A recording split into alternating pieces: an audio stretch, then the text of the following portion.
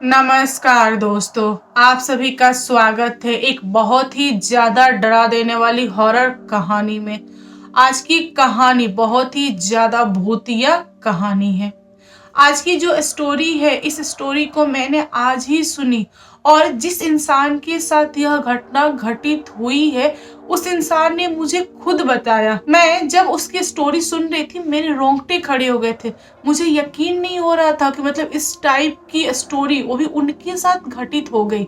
कैसे, आखिर क्यों? मैंने पूरी की पूरी घटना जानी, तब जाके मुझे ऐसा लगा कि आप लोग के साथ शेयर करना चाहिए, क्योंकि इस टाइप की चीजें बहुत सारे लोगों के साथ घटित होती रहती है। तो चलिए बिना देर किए इस कहानी को स्टार्ट करते हैं। दोस्तों, हमारे यहाँ यानी हमारे ऑफिस में एक गार्ड है जिनका नाम है संतोष, और उनकी एज करीबन 50 से 60 के बीच की है। उन्होंने मुझे आज बताया कि मैडम, जब मैं यंग था, 25 या 26 के रहा होगा, उस समय मैं लुधियाना में काम करता था। लुधियाना में ये था कि मुझे अपने फैक्ट्री में काम के लिए जाना पड़ता था और इवनिंग में रिटर्न आना होता था। एक दिन मेरे फैक्ट्री वालों ने मुझे लेट छोड़ा और मैं चल के आ रहा था। मुझे उस दिन कोई साधन नहीं मिली, मैंने काफी लंबा चला। मुझे ऐसा लगा कि मुझे सीढ़ी चढ़ के, और होता ना ब्रिज क्रॉस करके जाने का बिल्कुल भी मन नहीं था। मैं बहुत ज्यादा थक गया था, तो मेरे अंदर ये आइडिया आया कि मैं शॉर्टकट मारता हूँ। रेलवे स्टेशन के पास मैं पहुंच गया और वहां से मैंने रेलवे लाइन को क्रॉस करने के लिए ट्राई करना स्टार्ट कर दिया। उन्होंने इस चीज को देख लिया था कि जो ट्रेन है वह 45 मिनट के पहले नहीं आने वाली, मतलब पूरा का पूरा ग्रीन सिग्नल था। वे उतर गए रेलवे लाइन पे। उन्होंने पहला जो रेलवे लाइन होता ना वो क्रॉस कर लिया, बीच में पटरियां होती हैं, वे वहां पे आए।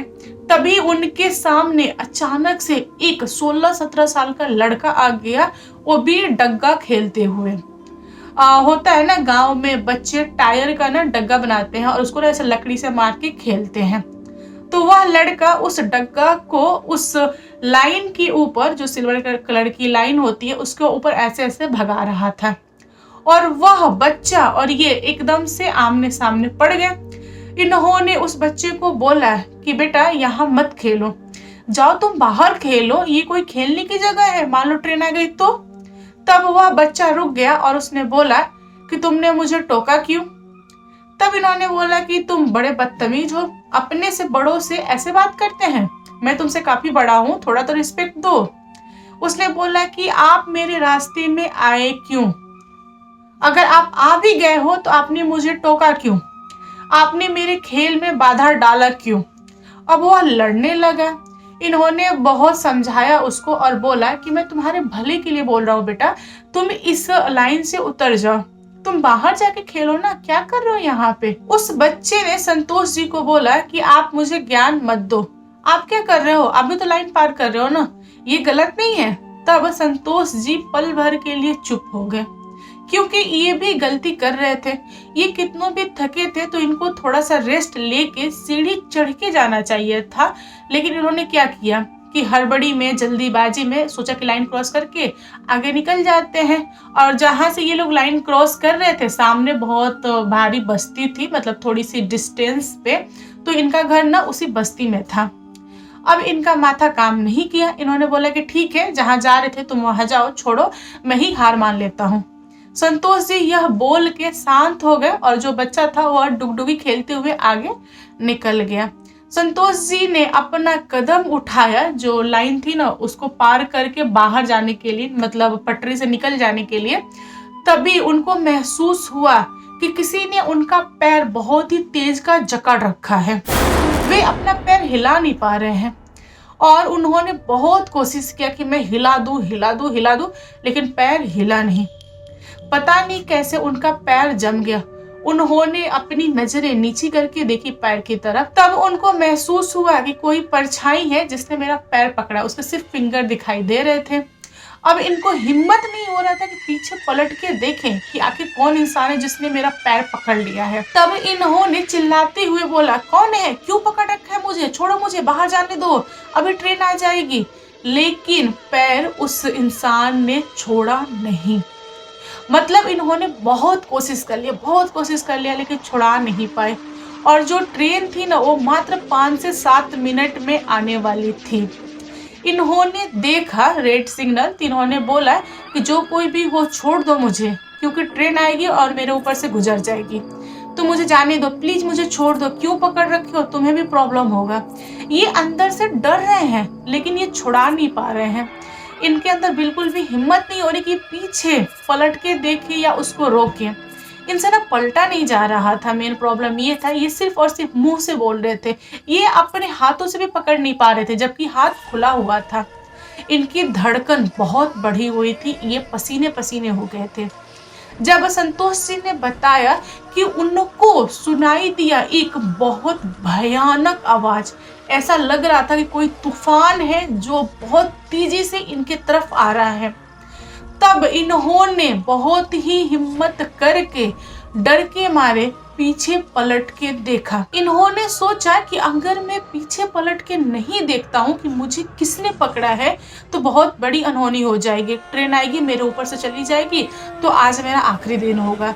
तो बेहतर है कि मैं पीछे पलट के देख लेता हूँ कि कैसी आवाज है, किसने मुझे पकड़ रखा है।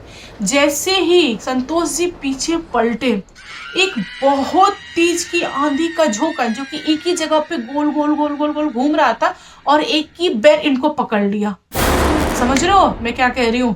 एक टाइम में, एक सेकंड के अंदर इनकी आंखों के सामने वह आया और तुरंत इनके अंदर समा गया। उसके बाद इनको तो कुछ भी याद नहीं, और ये वहीं पे खड़े हैं, ये हिल डुल नहीं रहे हैं। ट्रेन जो थी मात्र 2 से 3 मिनट के अंदर उनके पास आने वाली थी। तभी एक इंसान जो कि प्लेटफॉर्म पे खड़ा था, वह सोच रहा था कि ट्रेन चली जाएगी तब मैं पटरी पार करूंगा। उसकी नजर इनके ऊपर पड़ी, तब वह इंसान चिल्ला रहा था कि अरे संतोष हटो हटो हटो, लेकिन इनको कुछ भी सुनाई नहीं दे रहा था। ये तो बस वहीं पे खड़े, हिलडुल भी नहीं रहे हैं। मतलब समझो कि इनको सांप सूंघ गया है, इस टाइप की चीजें हो गई थी। तब उस इंसान को लगा कि संतोष हो सकता हो अपनी जिंदगी से परेशान हो, इसलिए यह पटरी पे खड़ा है ताकि जो ट्रेन आ रही है इसके ऊपर से गुजर जाए। वह जीना नहीं चाहता है।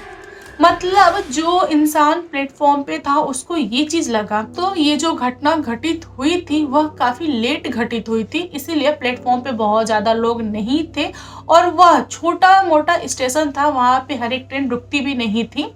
तो वह इंसान ने देखा कि ट्रेन काफी पास आने वाली है, तो वह कूद गया संतोष जी को अपने तरफ खींचने के लिए। वह कूदा और संतोष जी के पास पहुंचकर उनका ये हाथ पकड़ के ऐसे खींच दिया। जैसे ही उसने खींचा, संतोष जी दूसरे तरफ गिरे, और गिरने के बाद उन्होंने देखा कि उनके अंदर जो धुआं प्रवेश हुआ था वह उनके सामने फटाक से निकला। ये चीज संतोष जी ने देखा और उनके साथी ने भी देखा। अब संतोष जी डर के मारे वहीं बेहोश। उनके साथी ने हिम्मत जुटाई और उनको प्लेटफॉर्म पे खींच के लाया, वहां पे रखा और इंतजार किया होश में आने का।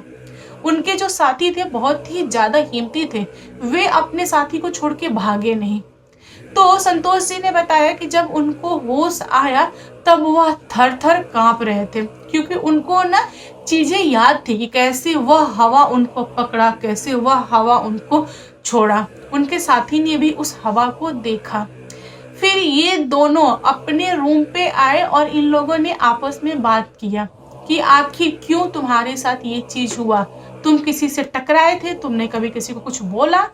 तब संतोष जी ने पूरी की पूरी घटना बताई उस मात्र 16 से 17 साल के बच्चे की, जिसने संतोष जी से लड़ाई कर लिया था। तब वो बचाने वाला इंसान संतोष जी को बोला कि भाई एक काम कर, तू यहाँ से जा, तू गांव जा, अपने घर जा और किसी तांत्रिक ओझा वगैरह से दिखा। अगर तू यहाँ पे रहा तो वह बच्चा खेलते खेलते बस्ती में आएगा और तुमको फिर से पकड़ेगा।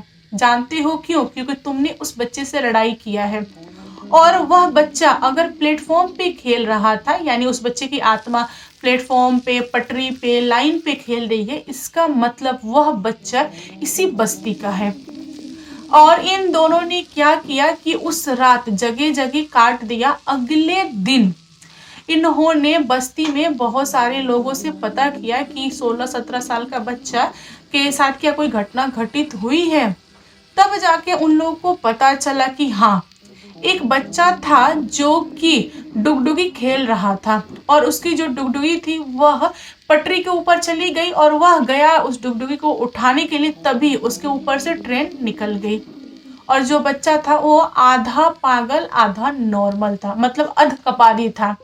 तो उसके साथ ये घटना घटित हो गई और तब से उस बच्चे की आत्मा उस प्लेटफॉर्म पे रहती है। अगर रात में कोई मिल जाए तो वह बच्चा उससे लड़ता है, उस इंसान से लड़ेगा, उसको पकड़ लेगा, कोशिश करेगा कि उसको ना ट्रेन चढ़ा दे, वो भी दुनिया छोड़ दे, इस टाइप की हरकतें। तब यहाँ पर संतोष जी बहुत डरे और उन्होंने बोला अपने दोस्तों को कि देखो भाई, मेरी जो कंपनी है वह महीना लगने पे पैसा देगी, तो अभी मैं गांव तो नहीं जा पाऊंगा, मुझे मजबूरी है कि यहाँ रहना पड़ेगा। तो संतोष जी के जितने भी दोस्त थे वे सारे के सारे अच्छे थे।